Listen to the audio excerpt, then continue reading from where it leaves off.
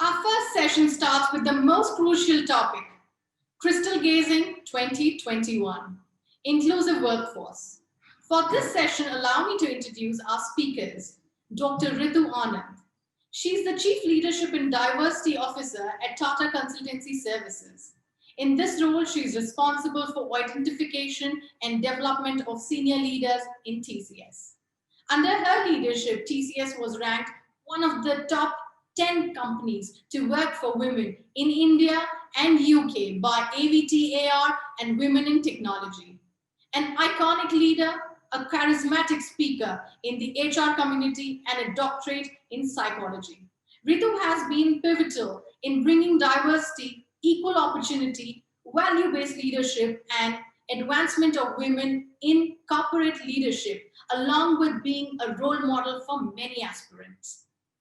The second speaker for this session is Mr. Saurabh Govil, President and Chief Human Resource Officer at Wipro Limited. Saurabh is a seasoned human resource professional with wide-ranging experience of over 2 decades. Prior to joining Wipro in 2009, Saurabh held leadership positions in organizations like ITC and GE. He's a regular speaker at various human resources forums globally and contributes to the Journal of National HRD Network. Our third speaker for the session is Mr. Krish Shankar, experienced group human resources with demonstrated history of working in the consumer, telecommunication, and information technology services industry. To moderate this session, we have Mr. Pankaj Bansal, who's the co-founder and CEO of PeopleStrong, Asia's leading work and HR technology provider. Under his leadership, PeopleStrong has established various workforce and HR tech brands like VBox, Tagged, PeopleSoft, Alt, Zippy, which have a user base of more than 1 million users across the globe. Namaste, friends, and thank you, WIT, for getting us together on this wonderful program. So we have three organizations which pretty much define the India's workspace, employment space amongst us. And from those three organizations, we have three HR veterans who needs no introduction and who are with us to share their perspective of what we call Crystal Gazing 2021 with a focus on workplace and employment. So once again, welcome, and I hope we are going to enjoy the next 35 minutes on this conversation with three of our friends and HR veterans. As I said, welcome Ritu Anand, who heads diversity at TCS. She's seen the TCS growth from early days to where it is as its Senior VP and Chief Leadership and Diversity Officer. So welcome Ritu, welcome to this talk. Thank you, Pankaj. Happy to be here. Thank you, Ritu, and thank you for joining us on your fasting day. Appreciate that. And we have also Krish Shankar. Krish is the Executive Vice President and Group Head HR for Infosys. We all know the work that Krish has done, and Krish, we will be very keen to look at your perspectives, and not only in Infosys capacity, but what you're doing for the whole community as the President of National HRD Network. So we'd love to get your perspective. Yeah, it's a pleasure to be here. Thank you, Krish. And Saurabh from Wipro, President and CHRO at Wipro. Saurabh, you've done some very path-breaking stuff at Wipro, not only from people practices, but you've also seen transitions of the leadership at Wipro. So we would love to hear your perspectives and the work that you're doing at Wipro. Thanks, Pankaj. Thanks. Great to be here. Thank you. Thank you once again, Ritu, Krish, and Saurabh. So, I want to just kick off the conversation with you, Ritu, knowing that, till 6-7 months ago, we all used to say distributed workforce is a very complex thing to handle. There were few sectors who were managing it. But if you look at today, almost every second organization is talking about distributed workforce operating out of work home, not like from offices, which was very unthinkable. And people were saying that it's going to take a lot of time. Now, project-based workforce is entering not at an office, but at different locations. What implications you see, Ritu? Would love to hear from you, especially from the women perspective. Pankaj, you are right. I represent a company which has huge campuses all over the country and abroad. And we love to have our people in and around us. We didn't have work from home policy. And we served our clients and customers, like, of course, Saurav and Krish would say, in a very closed and firewalled environment. And suddenly when this happened, what stood out for me was that the flexibility, not only in the, in the logistics that we manage, but also in the minds of the people. And I'm talking men and women. People who love to come to campuses and enjoy all the, the camaraderie that existed in those places, to working from home alone within 2-3 weeks for all of us is, is a scary thing for us. But it has really shown me, being a student of psychology, that mind works in ways which is unprecedented and unpredictable. And today, after definitely 6 months, I can say that there are people who are loving it. There are people who want to go back. But what is emerging is that people with multiple skills and project-based, I would say, jobs, they are just loving it. Today, we are not teaching people how to code, or people how to lead, or people how to do teamwork and inspire. We are also teaching people how to cook. We are teaching people how to play. We are, in fact, we have got talent within the organization which we are tapping, where we have world-class singers, YouTube, they call some signing stars or bloggers. Somebody is in Guinness book of Records. So we are showcasing, and people from their homes, as far as from Tokyo or Montevideo, are having audience sitting in India or in Australia looking at all this. So why I'm telling you this is that after working 30 years in this industry in one company, I am absolutely amazed at the transformation along with growth that TCS is going through. And I'm sure, this is not only TCS, but it is obviously resonating the community that is emerging today. So what am I going to see moving from this last 6 months onwards? People are having flexible options of working in projects where their qualifications or trained skills are not necessarily going to be utilized. People are going to work on short projects, and they are moving ahead. Women, obviously, it's a, I would say, blessing. All of us are able to strike a balance. I hate that word balance, Pankaj, but today I am able to integrate my work and life, my love and my work together.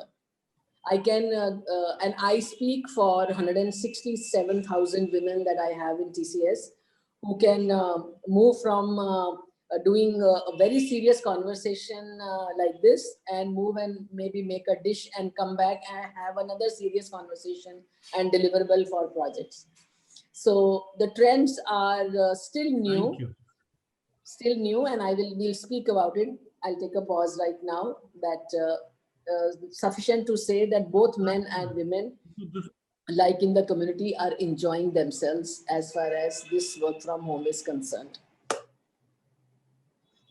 Thank you, Ritu. I think this is fabulous. We get a very new and fresh workplace perspective. Now, if I take this forward, you were talking of a holistic living, Ritu, and I move to Krish. Krish, I want to ask, on one side, we are talking of all the things, how new workspaces are going to look like. But performance remains paramount. Productivity remains at the center. We at PeopleStrong did a quick survey with about 1 million users that we have on our HR Tech. 75% of people said that current performance management systems, which are like annual reviews, doesn't resonate with most of them. Right. And on top of it, Krish, there is gig workforce, which is rising. So what, according to you, would be the new benchmarks for performance in this new context? Would love to hear your perspectives, Krish. Well, it's a big subject, and I think there are hundreds of views here. But let me try and put some things there. I think what we are clear is in the end, what do companies want? Companies want that whatever are our clients' expectations, they are met, right? That's very important. At the same time, we need employees to continue to learn and develop, because in the end, this is not about performance. It's all about performance development. How do you really enable somebody's performance to go up? I think companies have to really, and if you look at what are the trends, I think every company is trying to say how we can help people to really continue to improve their performance. Yeah, and it could be, and what helps them, I think what helps them is some amount of feedback saying where they are doing well, what they can improve, and then some amount of enablement to help them develop some of those areas. So that's critical to ensure that they continue to grow in the right way. So that's some of the things. What we've now seen in the current thing is we use a lot more, and many companies are using a lot more data looking at this, in terms of data, in terms of what kind of analytics the data is there to really ensure there is feedback given to both employees and the managers about how things are going. What kind of data is there in terms of what are some of the skills they need to pick up, and therefore it is, I think I would look at saying, listen, we are not just looking at performance. I mean, in the past, it was all about you rate somebody and you pay some bonus. That was about it. I think it has moved from there to a lot more nuanced now. Now it's about how are you doing, what skills you need to develop, what are some of the things you got to be ready for. Let me give you a small example. What we have launched in Infosys is something called a DQ, or a digital quotient, where every employee can really, based on the kind of skills they have done, the kind of projects they have done, kind of get a kind of a rating, score. I've got a score of about 60 or 70 or whatever it is. And their job is to see how they can keep improving it, because the higher the DQ they can get, moving on to key, more critical projects, digital projects, and then they can grow faster in the company, and they'll be in demand in a way in terms of their skills. So our job is telling them, listen, it's not about what you do, because what you do is important, but it's also important about how you're enabling yourself for the future. So I think this performance is now a lot more about enabling people to be ready for the future. So giving them feedback, giving them this, etc. But when you do a large scale organization, I think in the past companies used to do bell curves and all that. I don't think we now have bell curves, and like in Infosys, we don't have bell curves. But is there a need for a rating? Yes, there is some rating that is still there, because in the end, given the scale and given what we spoke from our employees, some amount of rating in terms of how they have done just tells them where they stand, without being, strict bell curves, etc., etc. So I think I can tell you that yes, it is changing, and it's changing to really talking about how we can develop them and keep them ready for the future. And some of the old past kind of things have moved out. So this is how things are going. And I think in an industry where learning is very important, where people have to continue to learn and kind of this is the key thing, keeping them on the right track of development, telling them what they should develop and how they should develop, and giving them that opportunity is the key. And I think that's the future of what I'd call performance development, not performance management. Very interesting perspective. And I'm going to come back to you on this, that the whole performance system moving towards development. Sort of the next logical question that comes once we discuss performance, and Krish highlighted the developmental aspect. When we looked at our payroll data at PeopleStrong, right, from the customers that we manage, sort of we realize almost 24-25% of the payroll size has reduced, which is a massive number, not a small number, right? And it can be attributed, either you can say the frontline workforce got reduced, it can be in retail industry or anywhere. I'm talking generic stuff, sort of. Or we can say that the salaries which were reduced at middle and senior level reduced the overall, the payroll size. But a lot of people are saying because we could push people to operate from tier 2 and tier 3, the salary levels can go down in India. So would love to hear your perspective, that what would it mean for you from a compensation and salary, and also any perspective, especially for women here. Would love to hear from you, sir. Thanks, Pankaj. So last 7 months, we have also learned and come across new things. Today, as we speak, first we started with working remotely, which was virtually from homes, but in the location of your work, in your work location. What the trend we have seen is over the last 7 months, at least at Wipro, nearly 40% of our employee base are not working today from their work locations. They have actually gone back to their hometowns and tier 2, tier 3 cities. So that is a very clear shift which has happened. In fact, the younger population have given up their rentals and have given up the PGs and moved there. And because it's unknown how long this will continue. The challenge, so that's very clearly, if you look at the trend, we are seeing very people are working from anywhere possible. If I look long term, there are three things which I would want to call out. One is we believe that in our business, work can happen from anywhere. So that's the big plus, as we heard from others. Second, we also believe that it is important for people to come together at right intervals of time when we're working on projects. Doing work completely from home or permanently from home is not the right way. We also have a very strong view that cultures in organizations get built and there's a water cooler talk, there's a coffee discussion, there are people coming together, and that will get completely negated in that very distributed environment. That's the second point which is there. The third is, as far as we are concerned right now in the industry, I don't see a challenge. I don't see salaries becoming stark. It can over period evolve like the West, where and if you go to US, different cities have different. It's not so stark in the country, but yeah, obviously some of the metros are much more expensive than other places. But overall, from a government standpoint, our challenge would be of infrastructure. How do I seamlessly provide this entire infrastructure in the most remotest locations? But if I take a step back, Pankaj, what are the trend going to be the future? Yes, there will be more people working away from their place. But is that a permanency? We believe that at optimal times, teams working in projects across the globe have to come together. And hence, a permanent solution like that could be a problem. But our ability to move to tier two, tier three, obviously has eased much more. So it's a dichotomy in what I'm saying. Currently, in the current environment, we would want people at some stage to be at their work location. So even if they work virtually, they can come back to their workplace of work. However, long term, we believe that, yeah, we can move to much more. We are distributed anywhere in the country, but we can move much more faster into other areas. But salaries, Very I believe, interesting. So different. it'll not be that Yeah. it'll be so steep. I don't see that being so stark. Will difficult to sell it in Very India interesting.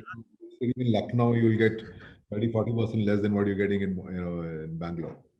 People will say how expensive Lucknow is also, as an example, or any other place.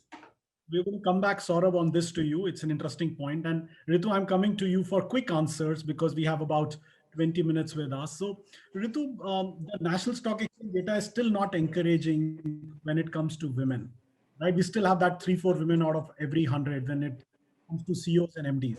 So, how can the senior leaders especially will enable women to have more fulfilling careers and reach leadership roles? Pankaj, How to do it? infusing inclusion in the workplace has to be seen as a strategic mandate. Uh, we talk about assets, but we really talk about only the financial assets in our balance sheet, and we really don't talk about people. But that is besides the point, another this thing. So unless inclusion becomes a strategic mandate for the companies, and parallelly on the side, women have to be feeling psychologically safe to raise their hand, because it's not their natural instinct. It's not there, because women come with a differentiating styles of working and leadership. And since that does not align with the model that we have defined in the universe so far, leader should be firm, a little bit more autocratic rather than a little empathetic and all, which is of course changing, I would say. But the first to your answer, diversity has to increase in the leadership. And that is one mandate which we have taken in this company. And it will work both ways.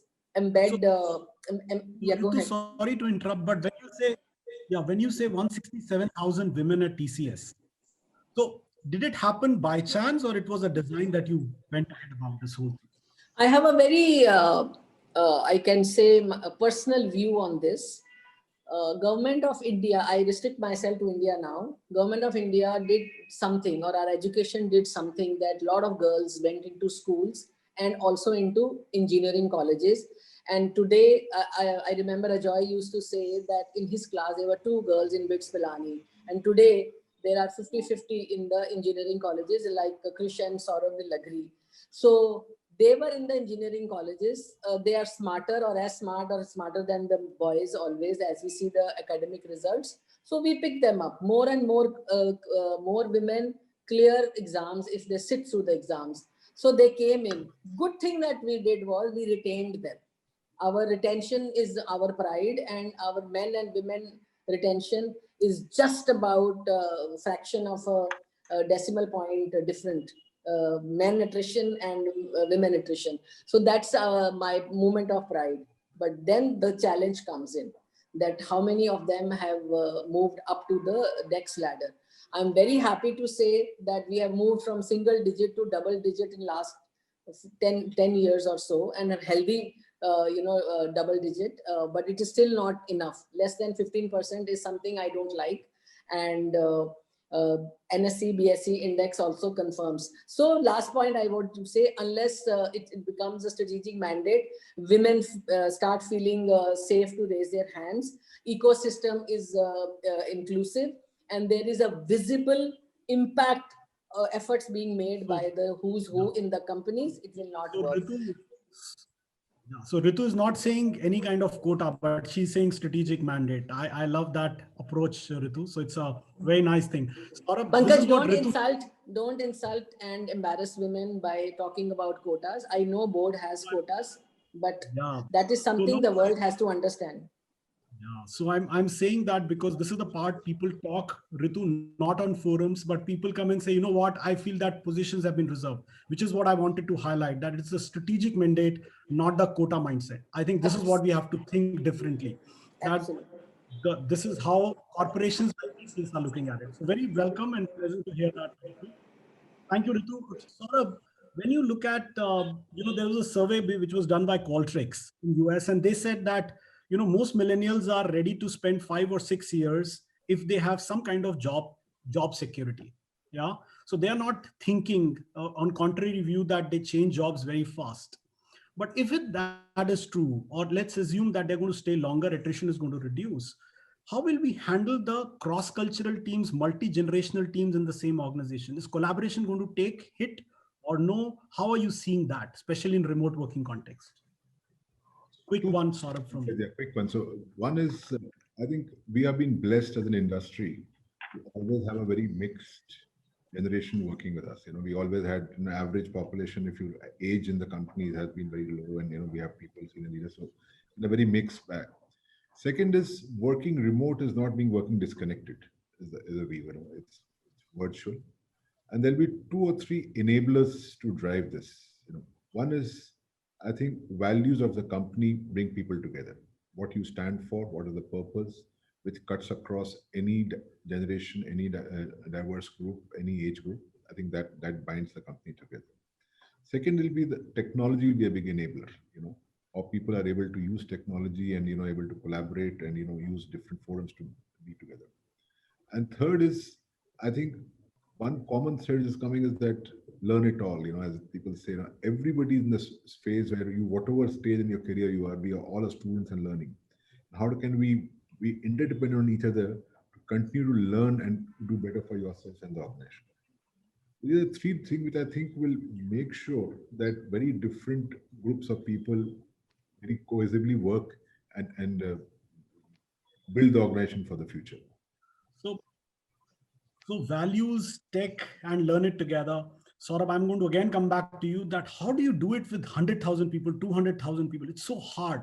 We're going to come back to you on a generic question, but thank you, Saurabh. Krish, my question to you is on the hiring. So Ritu talked about this whole thing, how we can give strategic mandate. Saurabh is talking about things, how it can help in creating a collaborative culture. But Krish, everything starts from hiring. And hiring is a big challenge. We still don't have masked CVs. We still have systems where you can see names, age, gender, everything. So the older ways are being questioned, new systems and places are coming in. So would love to hear your perspective, Krish, on hiring, how it will bring equality. Yeah, no, I think, see, there are various things which are going on. I think, more and more we are now using the ability to do remote tests, and therefore people are able, and these are more objective. And therefore that is one area. Yeah. The other way to really look at is really these hackathons, or which are really practical, hands-on kind of assessment tests. That is the other thing that's also coming up and being adopted a lot more.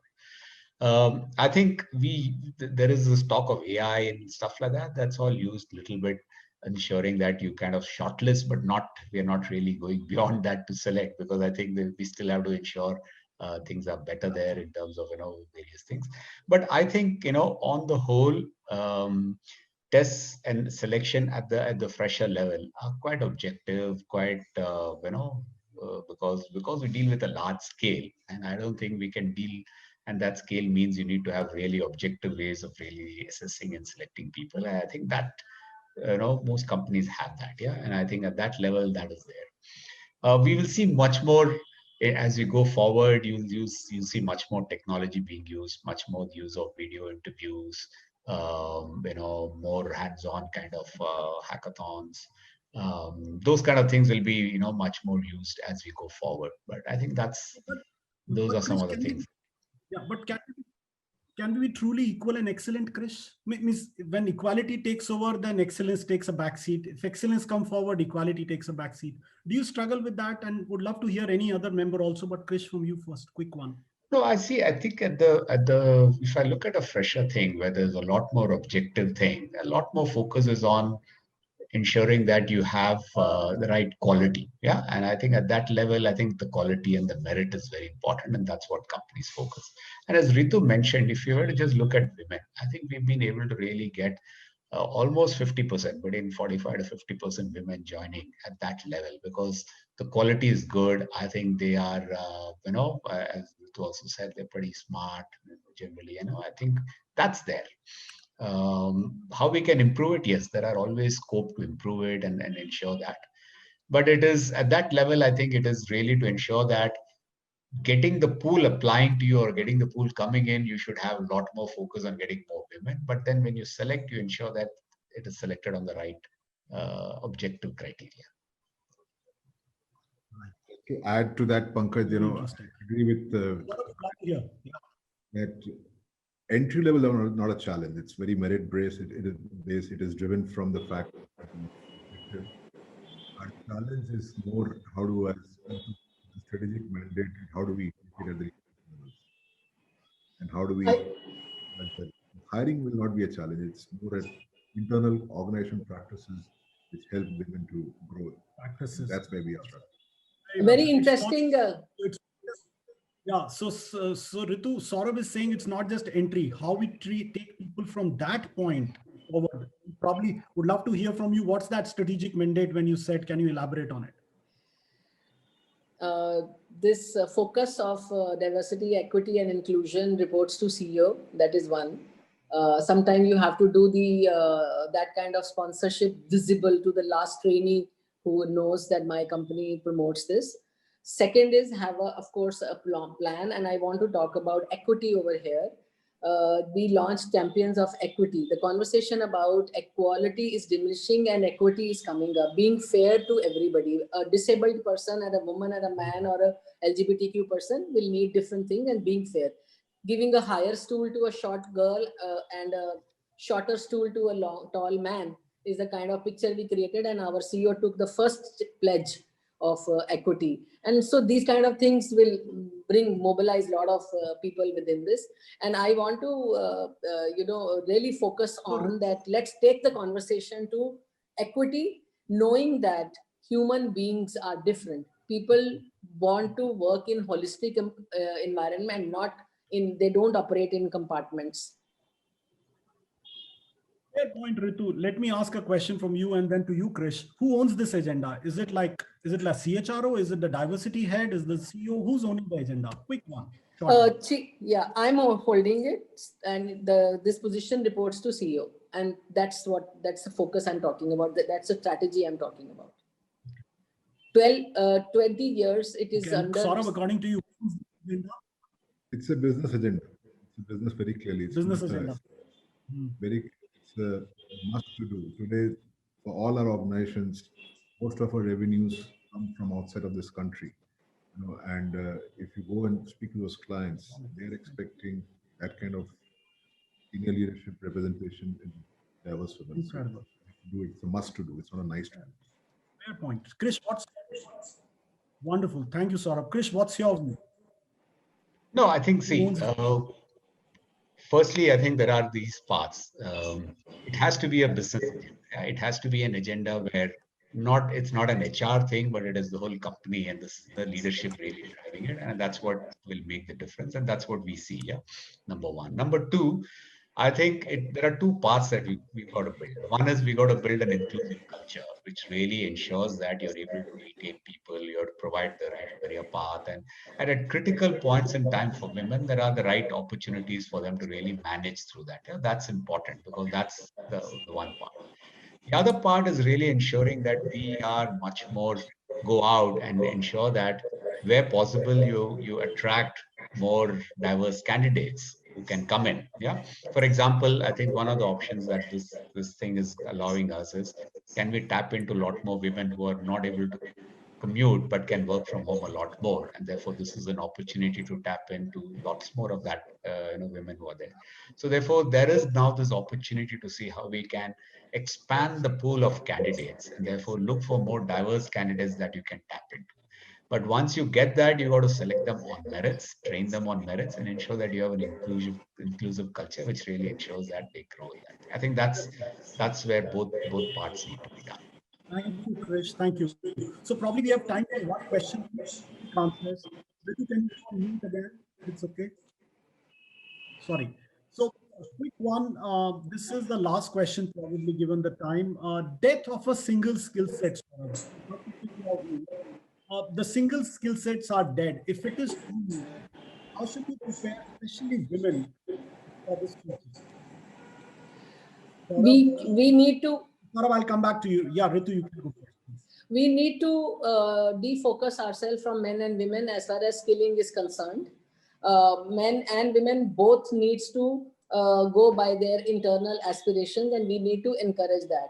Well-being, fitness, multi-ethnicity, bringing families to the ecosystem, celebrating your success and learning from your failures And full stack visibly. developer. And Ritu, everyone wants full stack developer, right? Learning by choice, part-time working, and shared job space, that kind of policies. I'm talking about policies which will bring people to learn different skill sets. That's what I am saying. Diversity of thoughts, diversity of mind is something which needs to be tapped into. Got it. Thank you, Ritu. Really appreciate that. Saurabh, quick one from you on this. So today's era very clearly is all about the uniqueness you bring on, the expertise you bring on. So single skill obviously is not there. You have to be people with multifarious, and the way the technology in our world is moving, people have to continuously reskill them. And in fact, the way I'm seeing the industry, the focus we had given on hiring over the years, same focus has to be brought onto reskilling in the coming. So very clearly, not about single technology, multiple technology, bring it together, give it T shape, we give it going deep, but very clearly building expertise differentiators.